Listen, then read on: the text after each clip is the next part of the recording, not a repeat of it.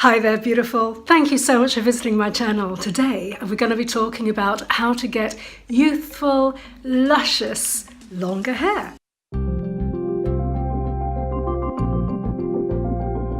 Has your hair growth actually slowed down over time? Has it actually thinned over time at all either?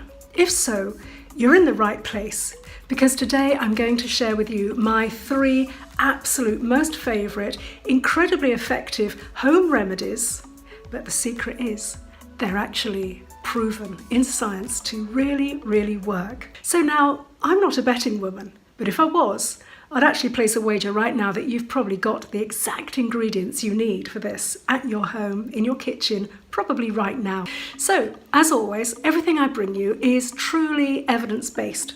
And while some of these approaches may seem kind of a bit weird, a bit wacky, a bit off the wall, the truth of the matter is that while they're kind of like old wives' tales and we've known about them for centuries, if not thousands of years, and they've been used successfully over time, they really do work. I'm so glad you've landed on my page, because every single week I actually share wonderful tips about ways that you can get happier, healthier, even biologically younger. My technique I call Rewind Your Body Clock, and I have a special group and the notes are below this video if you'd like to join that. Anyway, moving swiftly on. Today, I want you to stay tuned right to the very end, because I'm sharing with you the 3 top tips that I personally used to combat my own devastating hair loss. I suffer from a condition called rheumatoid arthritis, which is a devastating autoimmune problem. And I was given a drug called methotrexate, which is a chemotherapy drug, and I was actually on that for 5 years. And during that period, it has a lot of nasty side effects, and as you can imagine, one of those was severe hair loss. My hair thinned very dramatically, and I really didn't think it would ever actually grow back. But anyway, I found these tips and techniques and I used those. And I found also that they were tremendously helpful for my patients. So do stay tuned and we'll get stuck straight into those. But also, I just want to explain to you something else that you might find interesting. The tips that I'm going to share with you have actually been proven in legitimate scientific research studies to actually outperform the leading pharmaceutical hair loss interventions. So how about that? Can't be bad. I'm Jayney Goddard. I'm president of the Complementary Medical Association, and I'm also considered to be one of the world's leading experts in the natural anti-aging arena. And please do make sure that you don't miss out on any future videos. Please subscribe and also hit the little reminder bell so that you can ensure that you receive a notification every time I upload a new video for you. Now, before we get into any of these amazing tips, there's just one thing I have to nag you about. I'm sorry, but I've got to do this. I want you to make sure that if you're going to try any of these things that I'm just about to tell you about, do make sure that you do a patch test first. Now, you probably know how to do that, but just a reminder, you take a little bit of the substance that we're actually talking about and you pop it just behind your ear and you leave it there, remembering not to wash it off for 24 hours. If you don't have any sort of reaction and you're absolutely sure you didn't accidentally wash it off, then you're good to go. You should be absolutely fine. The skin there is pretty sensitive. If you were going to have a reaction, then you probably would do within the 24-hour period. And something else that's quite useful for you to know is that some degree of hair loss is pretty normal throughout the year. However, it's really interesting that by the age of 50, something like half of women and actually over 85% of men will experience hair loss to a greater or lesser degree. And because of this, there are lots of hair loss prevention products on the market. The problem is that most of these are chemically based and include substances that I don't really like, to be quite honest with you. They're very chemically based and they include known hormone disruptors, including formaldehyde, SLEs, SLES, and much more. And so I personally avoid these because there's substantial evidence which shows that they can cause all sorts of endocrine problems, and we certainly don't want that to be happening. So let's get stuck in. The first thing that I want to talk to you about is rosemary essential oil. Now, there's an awful lot of research supporting the efficacy of putting rosemary essential oil and massaging it onto your scalp. It's a fantastic oil because what it does is that it somehow speeds up hair growth. Now, I've seen this work incredibly well on people who have male pattern baldness. Now, male pattern baldness also affects women, so don't just think it's the guys that experience this.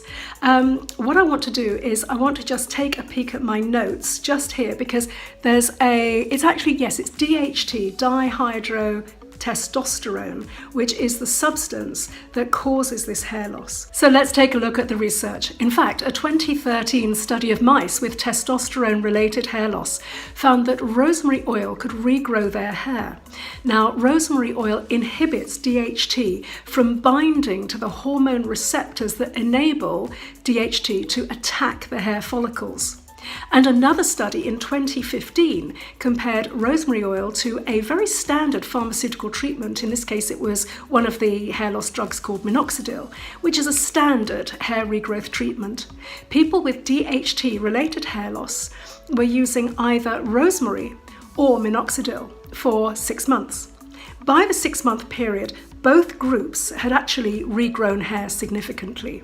But interestingly, the group that was using the rosemary oil found that they had more hair growth than the minoxidil group, which is very interesting. So furthermore, what was also fascinating was that, of course, rosemary oil didn't carry with it any of the potential side effects that a pharmaceutical treatment might.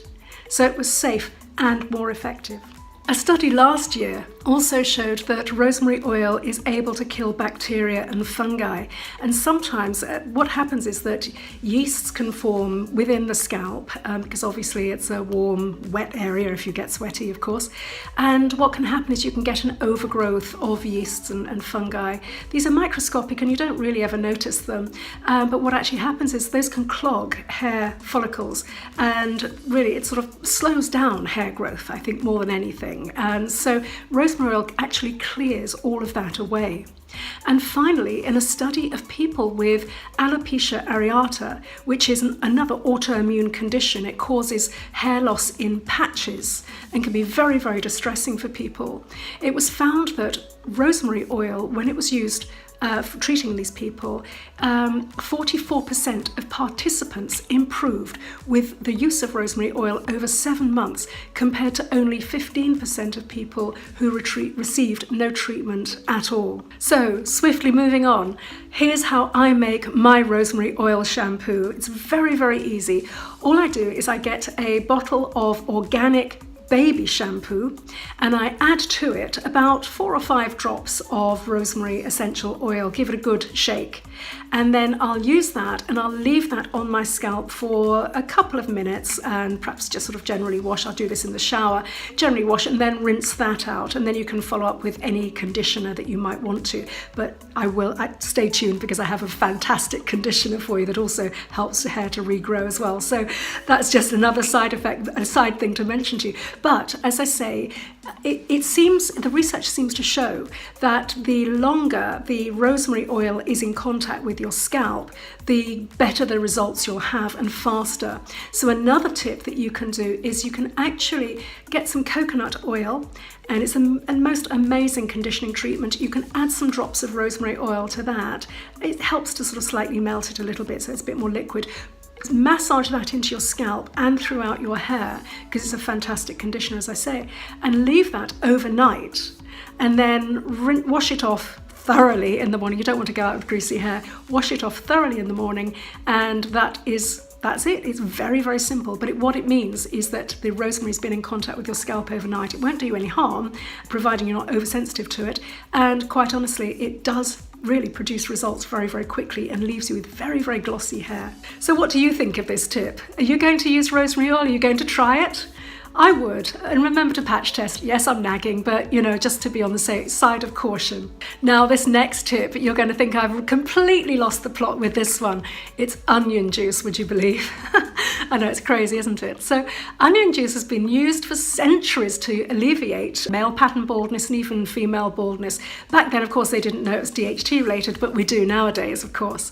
So what actually happens when you apply onion juice to your scalp is it enables your hair to grow much faster, and it's also helpful for people with alopecia areata that we just spoke about, which is interesting because of course that's an autoimmune condition, so the mechanism of action is very, very intriguing. There's been quite a lot of research on this. Researchers found that hair growth commenced after 2 weeks of using onion juice, which was applied to the scalp twice daily. That's really fast hair regrowth. Almost 74% of the participants in the study had some regrowth after 4 weeks, and at 6 weeks, 87% experienced hair growth. Now, those are some really quite impressive figures, aren't they? There's nothing in conventional medicine or pharmaceutical medicine that can actually do that. It's just astonishing that this simple home remedy is as effective as it is. So, given that onion juice is so incredibly effective, how does it actually work? Well, it's all about bioavailability, which means that a substance is recognized by your body as being something that it can easily utilize.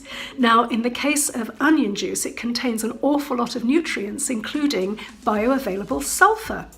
And it seems to nourish the hair tremendously, including the hair follicles, which in turn increases volume, shine, and improves hair strength as well. So what's not to love? The extra nourishment may also reduce breakage and thinning even more. And furthermore, onion juice may also increase the duration of the growing phase of your hair. Now, that's intriguing because it means that if you've ever found that your hair growth has sort of plateaued, so essentially, your hair grows to a certain point and it just won't seem to get any longer, happens to an awful lot of people.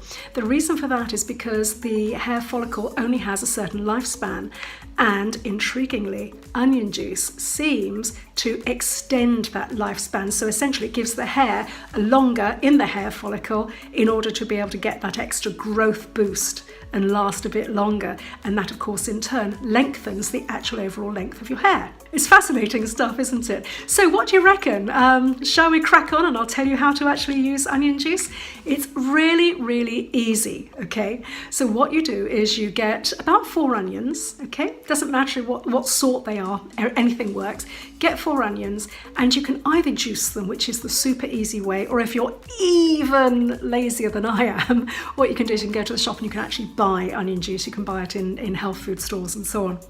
Anyway, so if you don't have a juicer, if you're not going to buy it, you can simply squish up the onion, really, really grind it very, very small, and put it into a muslin or a very, very loose cotton cloth, and you can squeeze and squeeze and squeeze, and the juice will come out. It's a bit labor intensive, but hey, it does the job.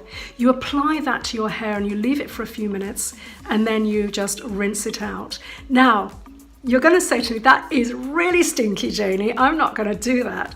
But actually, trick. Okay, so remember that we spoke about essential oils just now? Well, what you can do is you can add some essential oils to onion juice, and it will take away the smell. And of course, also when you rinse your hair, that smell's going to go anyway. What I do is I actually, in the shower, I will get onion juice, I'll pour it onto my hair and rub into my scalp, and then I'll sort of wash the rest of my body, and then I will just put my head back and just allow that to all rinse off very, very, very thoroughly. If you add essential oil of rosemary, again, it gives it a nicer smell, but also of course you're getting that extra bang for your buck by incorporating the effective hair growth and hair restoration qualities of rosemary oil as well. So what about that one? How does that sound to you? Let me know in the comments below. I would love to know what you think and if you're going to give it a go. And so for my next tip, okay, this isn't as weird as onion juice, but it's just so fantastically effective. I had to include it for you. I actually use apple cider vinegar, and I use it every time I wash my hair because it just gives you such an incredible sheen to your hair. It just makes it look extra bouncy with loads and loads of body and very, very, very shiny. So the reason why apple cider vinegar makes your hair look so glossy and thick is because of apple cider vinegar's natural acidity, which helps to actually smooth down your hair cuticle. So it actually reflects the light much, much better. It also smooths it so that you don't get tangles and so you don't get frizz as a result either. So what's not to love about that?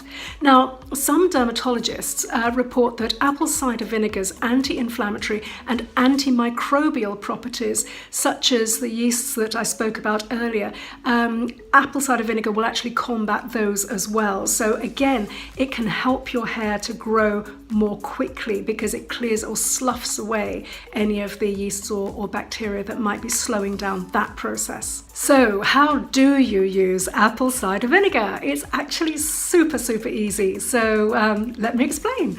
All right, so what you do is you'll take 4 tablespoons of apple cider vinegar and you'll mix that with half a litre or 1 pint of cool water. So wash your hair just as you would normally, okay? And then after you've finished washing your hair, rinse your hair with the apple cider vinegar mixture. Now as I say, it makes everything beautifully shiny and easy to brush out and so on. And also, interestingly enough, it has been found that if you use cool water as your final rinse, that also helps to smooth and close the hair cuticles. So again, that's yet another added benefit.